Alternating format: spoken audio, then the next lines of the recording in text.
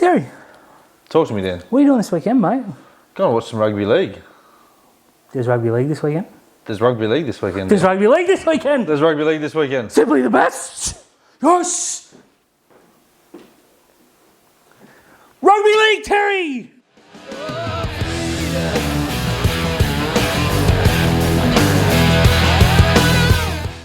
Hey guys, welcome back to another episode of Rugby League Outlaws, brought to you by Punctured Media, TopSport, and our friends at Zero Fucks Clothing. Dan, we're going to preview the Indigenous All-Stars versus Maori All-Stars this show, but we're here again to bring you the top half of the bottom eight. We have debated. We certainly have a bit of back and forth, but last week we made some friends, mainly the Tigers and the Cowboys. I got to admit though, a lot of the fans just laid down and took it. Yeah.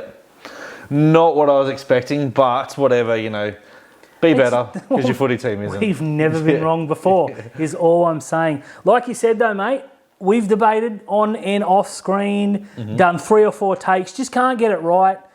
These but then teams we've got it right. Oh, look, of course we ended up getting it right. There are some good teams here, there are some bad teams here, but there are some sides that have potential to go quite well, and I dare say one that has potential to go really badly. Yeah, correct. Look, who are we going with at 12th spot? You want to kick us off? Okay, well, I think big improvers from last year, the Brisbane Broncos. Yeah, it's really hard to put them down this low, but again, having a look at their squad, it's not... They've signed very well. They have signed well, but again, Adam Reynolds, how long is he going to last? They signed him to a big deal. They had to come in and trump Cronulla. They did? For, the money they paid him. Kurt Capewell is a good signing now. It looks like he's going to lock down that edge spot. But geez, they're a Payne-Haas injury away from just being really average. Well, look, their forward pack was supposed to be the young superstar pack. Unfortunately, they've lost more than half of them now. They've kept the one, though. As you said, Payne-Haas. In 3 or 4 years, I don't think we're going to see a better forward than Payne-Haas. Look, their halves worry me, and I'm saying that with the signing of Adam Reynolds because I honestly don't know who's playing 6. And neither does Kevin Walters. Ooh. He's come out and said that the 5'8" is going to be whoever can defend the best. That's new. Yeah. Now, not whoever can set up tries and score tries and kick the ball, but who can defend the best.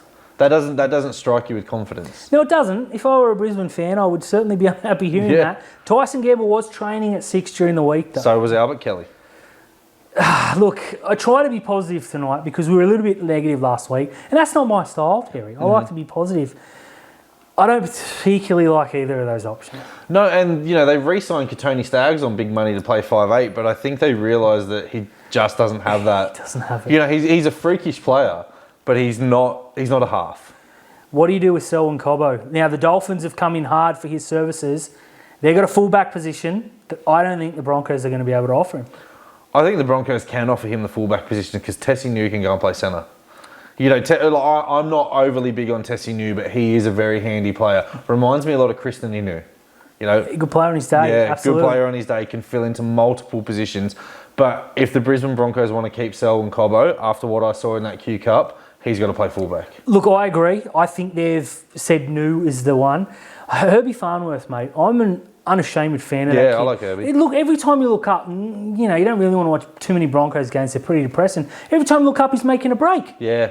Good player, Herbie. I just don't think there's enough in there. Like, Adam Reynolds got sold the dream. Go and play behind Payne-Haas, go and play behind Tavita Pangai Jr., go and play behind Matt Lodge. Matt Lodge is gone, Tavita Pangai Jr. is gone. I think Adam Reynolds he's a good player, but he's getting old. He's getting very old. Well, I spoke to some South fans during the week, which is always good fun. Yeah. And they said that they weren't too worried about this. Yeah. And when you lose a premiership-winning captain of your side and you're not too worried, says it all. Yeah, I think the Broncos, they'll upset a few teams. Yeah, they're better than the 4 teams we spoke about last week. Yeah, and they'll beat some top 8 teams as well, but I think consistency, origin period is going to hurt them as well. It's 12th for the Broncos for me. Yeah, I'm comfortable with that. Moving on to 11th. Now, this is the one where you and I almost came to fisticuffs. Yeah. And it's happened before, but round 2, ding, ding, almost happened. Almost happened. Who we got? Look, I had them a lot higher, but injuries, releasing their halfback, they don't have the utility in Connor Watson anymore. I've had to drop the Knights to 11th. Originally, I said 9th after Pearce went, but I think losing Mitchell Pearce and Jaden Brayley it's going to be too much for him to overcome. There's no standout 7 in that side.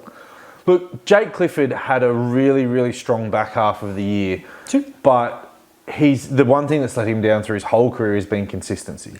And he was the junior half. Yeah, and now who's going to be their other? Adam Clune's going to be their halfback. I suppose it could be worse. There are worse halfback, Chad Townsend, than Adam Clune in the competition. But if you're an opposition defensive coach, are you saying, geez, you've got to watch Adam Clune? No, you're not. No, you're probably not even saying that about Jake Clifford either. No. They're going to be so heavily reliant on Kalen Ponga. He'll probably get burnt out. He'll get injured again. He hasn't strung a whole season together. It really hurts me to say. The Knights have got like a really, really good forward pack. We were talking about this off air. That's the one thing that's going to keep them out of the bottom 4, but it's not going to get them in the top 8. No, honestly, where the points come from, it's a big year for Bradman Best, because if he doesn't go ballistic this year, as he should, then I'm willing to say, sorry. Yeah, he had a stinker of a year last year. And there's been rumours he's been trained in the second row. Well, he's big enough, and, with Frizzell coming towards the end, look, mate, I don't know what to think. Outside of Ponga, I can't think of many players that I would take and put in the Cronulla side. Obviously, a couple of the forwards would be nice, but in terms of game breakers, look, Dane Gagai returning is a good signing.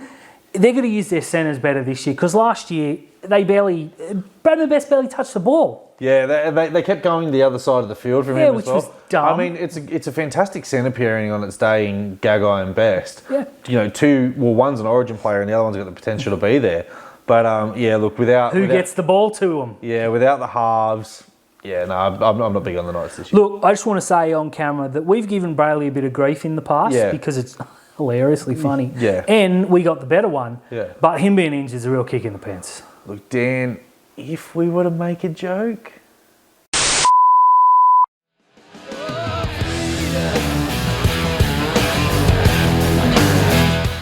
Dan? Talk to me, Terry. Going into number 10. Look, I really like the signings that this team have made, but I still feel they're missing a lot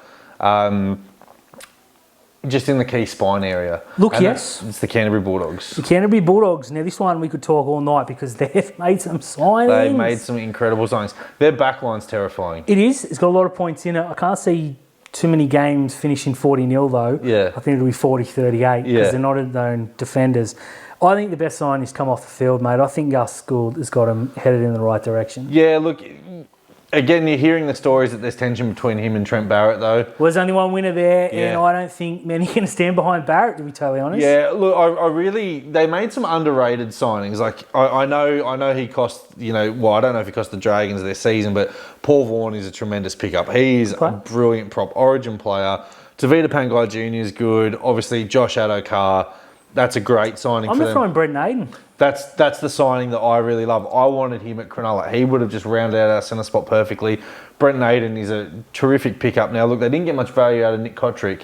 You get him off your books and you bring in all these players. The only way's up. Matt Burton's a great signing. He was the best centre in the comp, and now he's going to get to go and play his preferred position.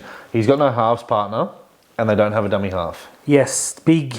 Well, that's why we don't put them in the top 8. Yeah. Now, I've seen plenty of people that had the Dogs in the bottom 4. I've had plenty that have them between 5th and 8th. Yeah.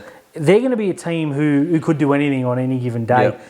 But the big problem for me is their number 7 and their number 9. Yeah. And you look at the teams that have won the premiership, what do they have in common? Superstar 9, Superstar 7. Yeah, look, I don't mind the pickup of Matt Duffy at fullback, but again, he's prone to some shockers. One of the areas that the Dogs are still going to struggle in is defence, and he's obviously not the best defensive fullback. He's not the biggest person in the world. He's probably the second fastest in their team. Yeah, that's true. It's going to be quick. Yeah, look, James Seguiara is apparently signed for Manly. Yeah.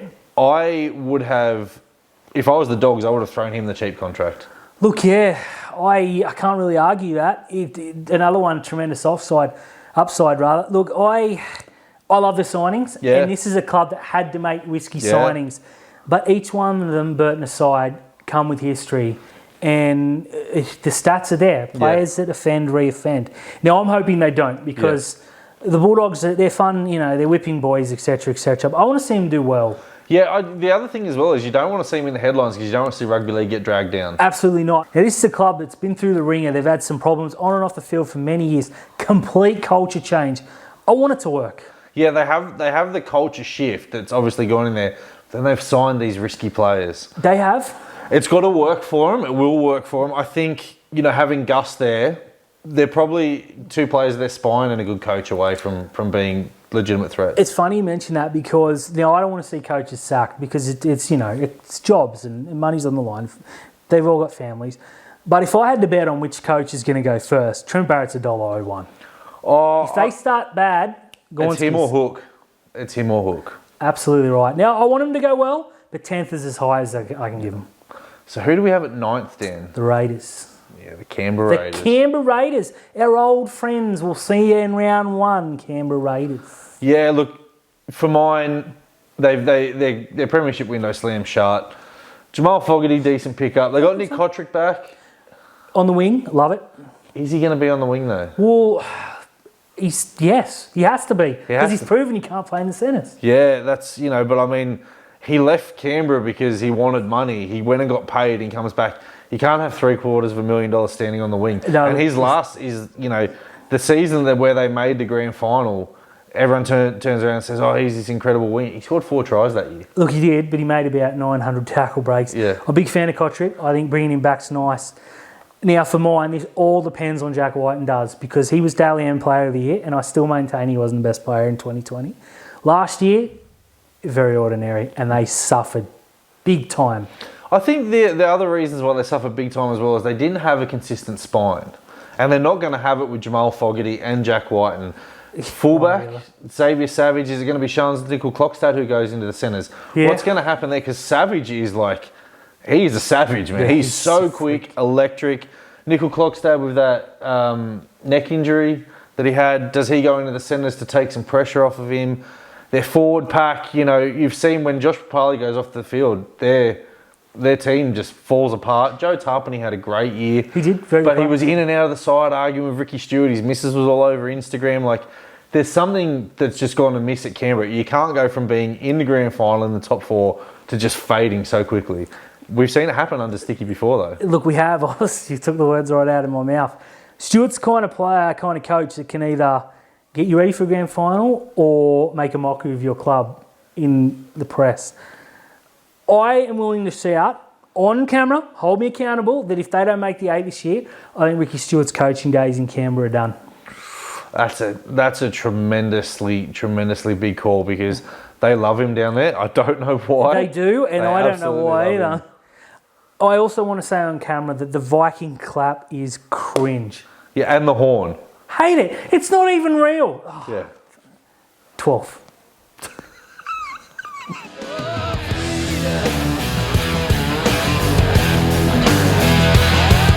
Dan. Talk to me, Terry. It's time for some TopSport tips. Favourite time of the week. It's time to make the viewers rich. No, we didn't do it last week. No, we didn't. We didn't. Mr. Basketball over here went 0 from 2. No, then went 0 from 1. Yeah, well, you said that mine was a sure thing and it didn't get up. It's the first one I missed all year. Why'd you listen to me? I don't know. I'm going to stick with basketball. Yeah, well. It's what I do. It's what I do best. I've made some serious cash off TopSports and they hate me for it. I am going to go the Philadelphia 76ers to cover the line against Cleveland. Now, Philadelphia are going to make a massive move this week. So I feel that all the new players will be in there. They'll just want to make an absolute splash. This will be the first game that they'll be eligible to play in after the trade deadline. They're at home against Cleveland. Cleveland is sliding. I'm going to pick Philly. Watch this space, huh? And now, for anyone who knows this, I detest Philadelphia. With good reason. With good reason, because of Ben Simmons. But they are going to absolutely obliterate the Cavs this weekend. Look, that's a fair call, and don't let last week fool you. Yeah. Terry is about 110 from 111. So yeah. That's all sweet. I'm going to stick with what I know, which is rugby league. Oh, now, you didn't know about this game? Look, yeah, no, that was a bit for anyone watching at home. Yeah. I can't wait for this game, and I'm getting firmly behind the Indigenous All-Stars. So am I. Who at the moment are paying $1.80, giving away 6 points. Yeah, I looked at that line just before on TopSport. Yeah, we jumped on before they changed it. Before they changed that. That's just money for GM there. That Indigenous side is fire. Both sides are very good, but the point scoring potential, it's just ridiculous. Yeah, you have a look at that Indigenous team and it's like, number one, the Maoris won't be able to handle them. And when they make a break, no one's going to catch them. No one's going to catch them because there is speed aplenty. Now, I want to point out the Cronulla Sutherland Sharks leading the way again, as we do, supplying 7 players for this game. And I'm proud. We could have had a few more as well. Look, we could. Wade Graham's obviously. Yeah, Wade Graham obviously should have been in there as well. He should be captain, but for obvious reasons he's not playing, which Dale is smart. Finucane was eligible as well. So look, this club we support is just head and shoulders above the rest. I'm happy to say that. Nico Hines. I can't wait for that. Cannot wait. Saturday night, I'm going to be glued. I was supposed to go to the gym. Spoiler, I'm not going because this game is more important and I'll be sweating bullets. But I am very happy to see our players represent. I'm really happy for one of our players who's had an incredible year last year. Will Kennedy, at some point, is going to be the fullback for the Indigenous All-Stars, and that's going to make me so proud just for the year that he's had. It's going to be good. Now, we could provide 5 players for the Indigenous All-Stars, half the spine, because Hines will probably play at 6 or 7. I haven't seen the makeup yet. It'll be closer to. They've only named the squads. But look for Trindle will be in there as well. Look, we could. We'll probably have the 6 and 7. 6, 7 and the 1. And look, I could make a argument that Fafita could play 9, because why not? Absolutely. It suits my agenda. Because he can't play prop anymore. No, he certainly can't. Hey, look, speaking of prop, Royce Hunt. Yeah, good to see him in there. That is really exciting. And good to see Nakora too. He should run out. His was the first name. I know it's alphabetical, but that's got to say something. Yeah, look, Andrew Fafita was obviously the first name as well, which is just... Sharkies. Look, this is going to be a really good game. I cannot wait. I'm taking the 6. By the time you get on, it'll be 8 because Terry and I have just dropped a little bit of money on. Very, very confident. Cannot wait. Cannot wait. I'll be there. Oh. I'll be at this game. We've got class tickets. Cannot wait. Thanks for the invite.